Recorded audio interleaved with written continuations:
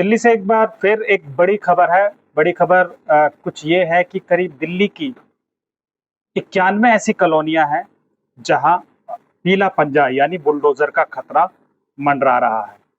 अगर हम बात करें इन 90 कॉलोनियों की, तो इन 90 कॉलोनियों में करीब 4 से 5 लाख के आसपास मकान हैं और करीब 15 लाख लोग इन कॉलोनियों में रहते हैं।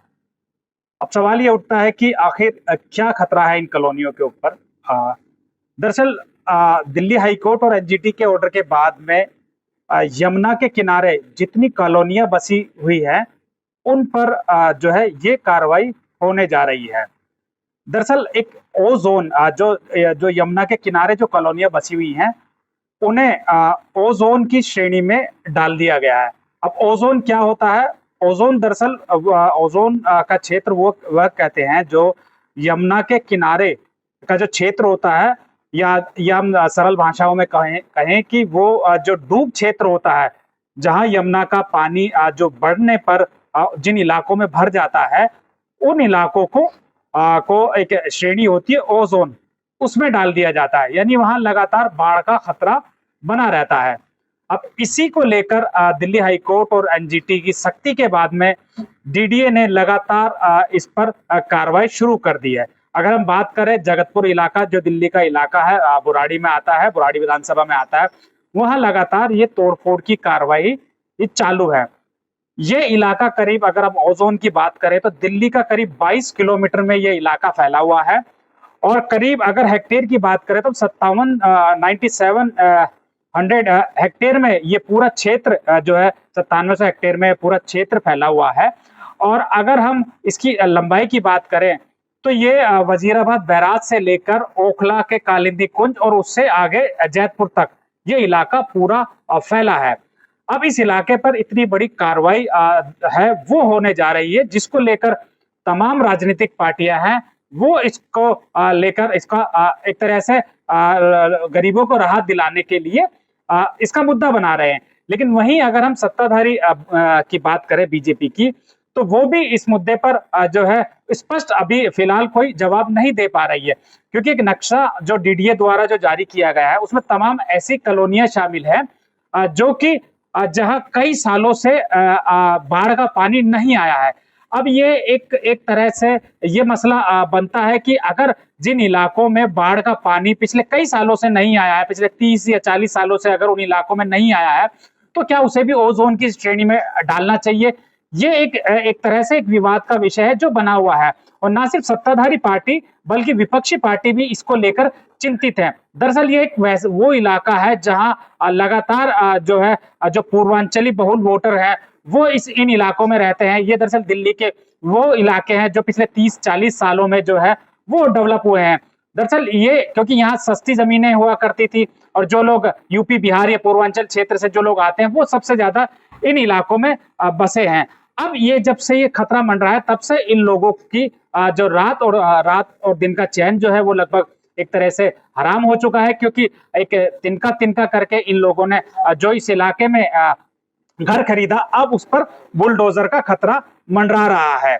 अगर हम बात करें अभी दिल्ली के जो इस इलाके के जो लोकसभा सांसद हैं मनोज तिवारी, दरअसल उनके क्षेत्र में आता है, और जो दिल्ली के बीजेपी अध्यक्ष है हर्ष मल्होत्रा, उनका भी क्षेत्र आता है, और जो साउथ दिल्ली से जो सांसद है जो कि रणवीर सिंह भिदोरिया, ये उनका इलाका है। ये दरअसल ये तीनों जो बेल्ट है, ये तीनों जो लोकसभा क्षेत्र है, उन तीनों लोकसभा क्षेत्रों में ये पूरा 22 किलोमीटर का इलाका आता है।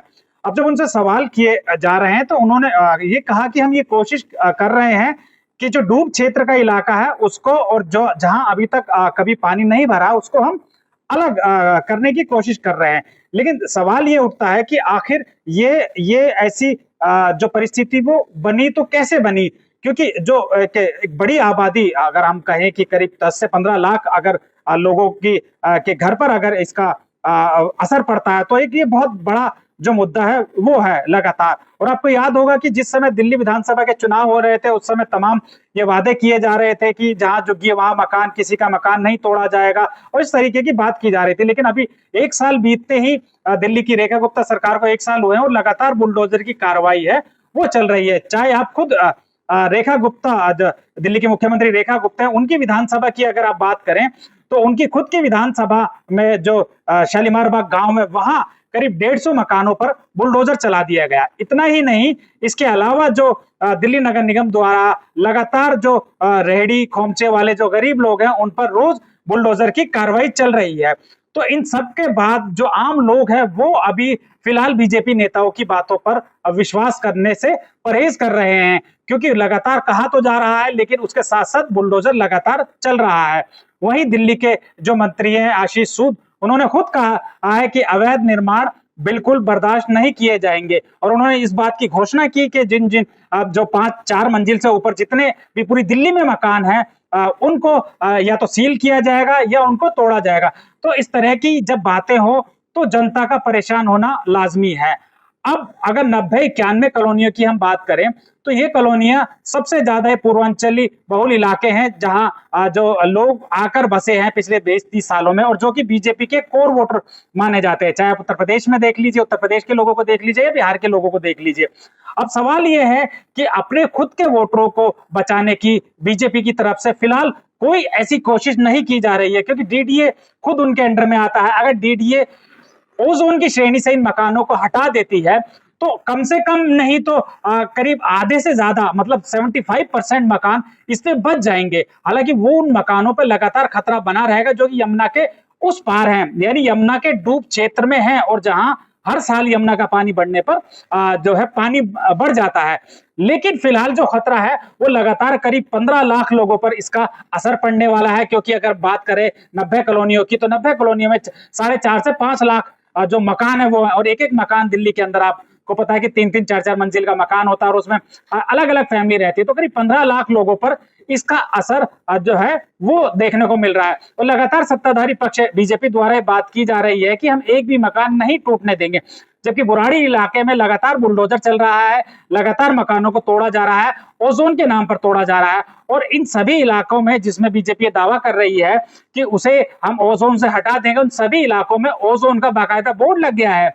यानी जब बोर्ड लग गया है, यानी सरकारी कार्रवाई लगभग शुरू हो गई है, जिनके पक्के मकान हैं उनके आसपास ये तैयारी जो ये बोर्ड है वो लगा दिए गए हैं। चाहे मदनपुर खादर की बात कर लीजिए, जैतपुर की बात कर लीजिए, इधर ओखला की बात कर लीजिए, बटला उजाकिर नगर की बात कर लीजिए, आप वजीराबाद की बात कर लीजिए, आप जो बुराड़ी विधानसभा क्षेत्र की बात कर लीजिए, तमाम जो ऐसे इलाके हैं उनमें जहां ओजोन का जो नोटिफाई किया गया है क्षेत्र, उनमें तमाम जगह पर ये बोर्ड लगा चुकी है डीडीए।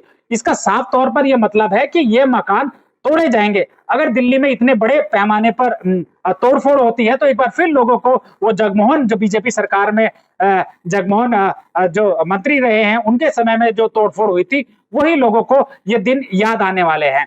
लगातार विपक्षी पार्टियां इसको लेकर मुद्दा बना रही हैं कि भाई बीजेपी सरकार में जब भी बीजेपी सरकार आती है, चाहे बुलडोजर का जो है वो शुरू हो जाता है। बुलडोजर को जो है बहुत एक तरीके से अपनी शक्ति के रूप में इस्तेमाल करते हैं। चाहे उत्तर प्रदेश में देख लीजिए, आप पश्चिम बंगाल में देख लीजिए, लगातार पश्चिम बंगाल में भी बुलडोजर का राज जो है वो शुरू हो चुका है। तो सवाल ये उठता है कि क्या दिल्ली में भी बुलडोजर राज शुरू होगा? अगर ऐसा होता है तो दिल्ली एक बार फिर उजड़ने की कगार पर आ जाएगी, क्योंकि 15 लाख लोग अगर घर से बेघर होंगे तो उनका क्या हाल होगा। इससे पहले हम बात करें कि दिल्ली की करीब कई झुग्गी बस्तियां ऐसी हैं जिनको लगातार तोड़ा जा रहा है, और लगातार उनको कुछ को फ्लैट दिए गए हैं, कुछ को फ्लैट नहीं दिए गए। अधिकतर आबादी ऐसी है जो झुग्गी बस्तियों में रहती थी, उनको फ्लैट नहीं दिए गए। वो आज भी दर दर की ठोकरें खा रहे हैं और कहीं ना कहीं किराए पर रहने के लिए मजबूर हो रहे हैं। यानी सरकार चुनाव के समय वादा तो करती है कि आपका जहां झुग्गी वहां मकान का वादा करती है, लेकिन सरकार में आते ही सबसे पहले झुग्गियों को निशाना बनाया जाता है। विधानसभा चुनाव के दौरान सभी झुग्गी बस्तियों में सारे बीजेपी के नेता जाकर रहते हैं, लेकिन जब बात आती है तोड़फोड़ की तो सबसे पहले वहीं उन्हीं झुग्गी बस्तियों पर तोड़फोड़ होती है। वहीं अब ये जो मैं बात कर रहा हूं वो कोई झुग्गी बस्तियां नहीं है, ये पक्के मकान है, पक्की कॉलोनी है। जो लोग दिल्ली में रहते होंगे वो बहुत बखूबी, बहुत अच्छी तरह से जानते हैं कि कितने पक्के मकान बने हैं। अब सवाल ये उठता है, जब ओजोन का क्षेत्र ये था तो कॉलोनी बसी ही क्यों? पिछले 30 सालों में, ये 30 से 40 सालों में, पिछले सालों में एक कॉलोनियां बसी है। तो तमाम डीडीए के अधिकारी, तमाम दिल्ली नगर निगम के अधिकारी, तमाम सबकी आंखों के आगे इतनी बड़ी कॉलोनी बसी है। अगर इस तरह की ओजोन का अगर कोई मामला था तो उस समय इन कॉलोनियों को क्यों बसने दिया, और अगर अब बस गई हैं तो उनको क्यों तोड़ा जा रहा है ना। और मैं आपको सबसे बड़ी बात इसमें ये बताऊं कि इसमें जिसके भी मकान तोड़े जाएंगे उसको किसी भी प्रकार का कोई मुआवजा नहीं मिलेगा।